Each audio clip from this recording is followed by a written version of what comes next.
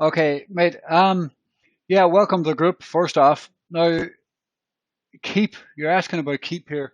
Like, I do like the structure. This is a 4 hour structure here. I do like it, but to FOMO in here, when it's up 12% on the day, I feel that it's a little bit too risky.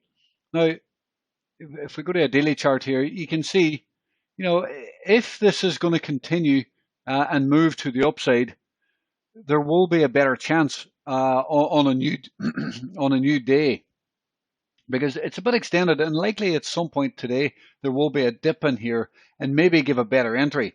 Even if it dips 4, 5, 6% at some point in the middle of the day, that is obviously a better time to be entering.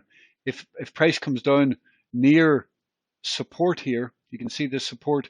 You could try and front run that support, and if we fall down to the bottom of even the bottom of this candle right here, I mean, I believe that's a safer point to be buying. It's a 4% dip from these levels. Now, every percent counts. Why bother FOMO in here after it's actually, well, bounced from the low to the high? It's a 15% bounce. So if you get a retrace, these buttons not working. If you get a retrace here, as you can see, I'll just move that out. Well, this is a good area because it's a pierce of the 38% retrace down in here. And I mean, if you get down to the 50% retrace and a golden pocket down here, the golden pocket would be fantastic if you could get it. I probably don't think you'll get it in the near term. The dip is probably not likely to be as much. It's probably going to be somewhere here, probably, and then move. So I just don't like FOMOing.